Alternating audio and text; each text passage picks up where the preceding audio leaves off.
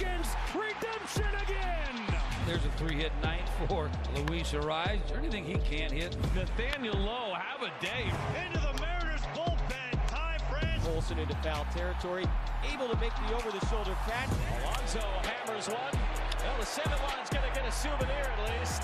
Jose crushes this ball. Exceptional play. And there is career home run number 100 for Vladimir Guerrero Jr. When you're making your top 10 list, you have an endless list of questions. And, Carlos, you're looking for answers. And you saw right there Nathaniel Lowe of the Texas Rangers coming in for the shredder at number 8. And you wonder, okay, was that year a spike year or is that a repeatable year? We have some evidence now on our StatCast standout. Use the StatCast metrics to figure these things out. And it looks like Nathaniel Lowe has figured things out. It's not just a spike year, which means he can even have better years moving forward. He said this in September of 2021. I feel like my eye and my strike zone discipline has been pretty good for as long as I can remember playing. So getting out of that comfort zone and being more, here it is, Carlos, you must lose your mind, aggressive, responsible. Perfect. Is definitely something that I need to work on. So what did he do? He was aggressive, but he was aggressive responsibly. His overall swing percentage, jumping from about 45% to 52%. It's the third highest increase in all of baseball. Zone swing percentage, that's swinging at strikes in the zone, 66 to 74, tied for first, the biggest change in all of baseball, the increase. And even ambushing, Carlos, first pitch swing percentage from 29 to 41%, second highest jump in the major leagues. He got aggressive, but did it the right way. Yeah, absolutely. Sometimes this is very counterintuitive because you're thinking to yourself, well, I'm so selective that I'm only swinging in a zone. Right. Yeah, precisely. That's what you're supposed to do. But now you know who you're facing. You have a plan against the pitcher that's on the mound. So the likelihood of him getting the pitch that you want increases because you know who you're facing. Right. He had a plan, a strategy, and he let his eyes be the brake. So his foot was on the accelerator until the eye says, no, that's not the pitch you want. Right. But he was swinging until he was not. That is very key for hitters, and just the numbers speak for themselves. Look, it's science, it's art, and it's real world. It's also operating in the physical world. You have to make all that happen. But that's where everything happens now in baseball. That's where guys apply their intelligence, and he comes in at number 8. So in the rare air now, at number 8, that's good. But now we're ready for the top 2 in the shredder. A majestic drive. How far? Wow! Oh, my goodness. He hit that one an absolute mile. Freddie's got a tough play. He makes it. Oh, what a play by Freddie Freeman. Absolutely spectacular. These are the guys you don't want to see in big spots. He is completely locked in. Freddie Freeman of the Los Angeles Dodgers comes in at number 2. He changed teams last year, but he remains the total package. Batting average, on base, decent power, base running, defense. Freeman played 159 games last year, led the National League in on base, runs, hits, doubles, and plate appearances. He's now going into his age 33 season and remains one of the best players in the game. Over the last 4 years, he is 4th in overall WAR, behind only Aaron Judge, Trey Turner, and his teammate Mookie Betts. The only issue, Carlos, is that he showed up at number 2, right? It's 2 or 1. I'm going to have him higher. You can figure out where that might be. But this guy has to be up this high. He deserves it. Yeah, no doubt about it. I mean, he's been so good for so long. And going into a new stadium, it's slightly bigger.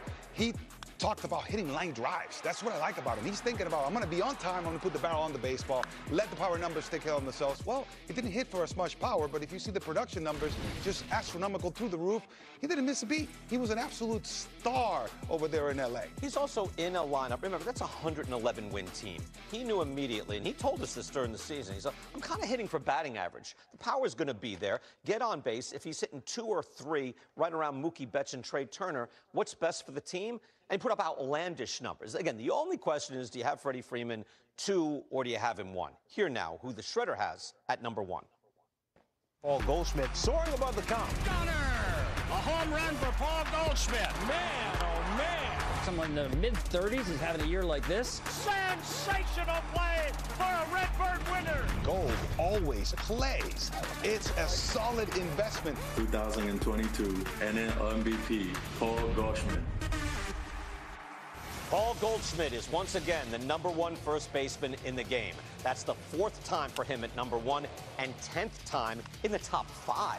He was revitalized last year, regaining his old MVP candidate form of years ago and actually winning his first MVP award this past season. Goldschmidt hit over 300, had an on-base just over 400, all while slugging a robust .578. Did it all with plus base running and fielding. It's a complete player in top form. Goldschmidt was among the major league leaders in most categories. 3rd in weighted runs created plus, behind only Aaron Judge and Yordan Alvarez. 3rd in WAR, behind Judge, and a hair behind his teammate Nolan Arenado.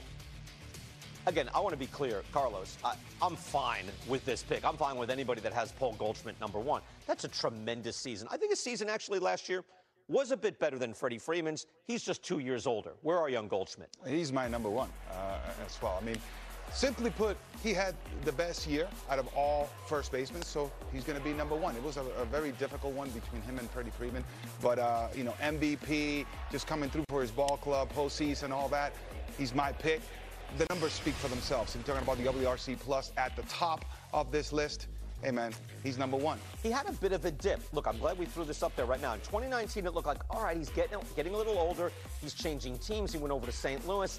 So now here comes the inevitable decline. It's going to happen to everybody eventually. It looked like it was there. He's back. Look, I mean, a 177 last year, while also, again, like Freddie Freeman, the base running is there. The fielding is there. This is a complete player. Complete player. I joke all the time with him because I'm thinking, hey, a good investment, gold. It's steady. And that's precisely what he's been over the years, except for that 117, still a well above average player. And he can tell you, hey, man, I was struggling that season. Yeah, you're still better than the rest of the league at your worst. Now, here's the last 3 years, if you want to compare them here. The on-base goes to Freddie Freeman.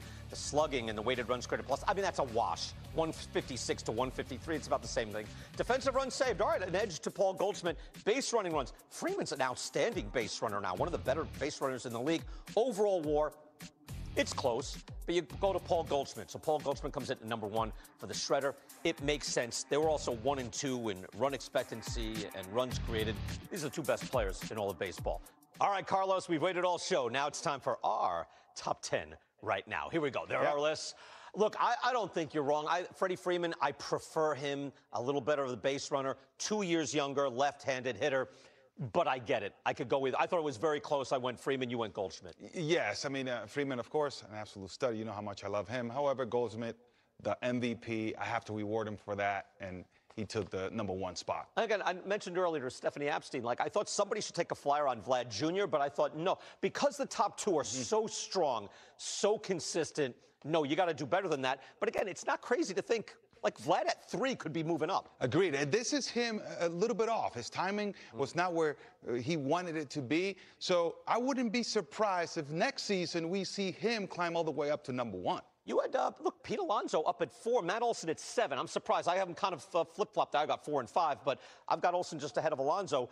I think I love Alonso. Clearly, you will love him a little bit more. Yeah, Alonso had a monster season. I mean, if you go back to his 53 home run rookie season, this is very comparable. As a matter of fact, if you look at WRC Plus, pretty much exactly the same, precisely because of the hitting environment in 2019. A lot of offense. Also, I'll put in, like, I found room for Nate Lowe, but the number 10 spot. Now, it used to be like you couldn't play games at 10. You had a solid player. Now you can kind of take a flyer on a guy. That, for me, is low, but you got him way up at #5. Yeah, so believe. I think it's real. The adjustment that he made in his approach, just keeping that foot on the accelerator and allowing his eyes to tell him where not to go, that's excellent. I think it's going to sustain this type of level of play. I like where you have Anthony Rizzo at 6. I probably should have him above Rhys Hoskins, but I love Anthony Rizzo. Rizzo was going somewhere here. Landed a little low for me, but it's hard to move him up this list, given his age. Man, I thought the Shredder really missed out on Rizzo. I understand why, but look, him in New York, I really like that ballpark for him, and he seemed to be revitalized in pinstripes, so I expect him to have another big season. I also like a player who has not failed in any particular year. Ty France has just been very good every single year, so I went with him over Luis Ariz, who is a contact monster. I get it, but I like I know not big power, but I like the consistent bat from Ty France. Yeah, this was difficult for me, as a matter of fact, because I really like the player, Ty France. However, when you see Arias, and he is better than Ty France, perhaps, you know, when you look at the WRC Plus and just splitting nails, really, at the end of the day, but Arias makes it. I'm going to reward him for the batting title. he's my number 9 spot. Batting average title? Is that what that is? Yeah, I didn't realize. All right. The batting title. We're not that far off from the shredder. Some of the more interesting choices at the bottom. Next year, we'll get crazy. Can't get too crazy when you have the production at the very top. That was fun. Yeah. Carlos, great job. Great having you back on. It's Carlos Pena. I'm Brian Kenny. See you next time on Top 10 Right Now.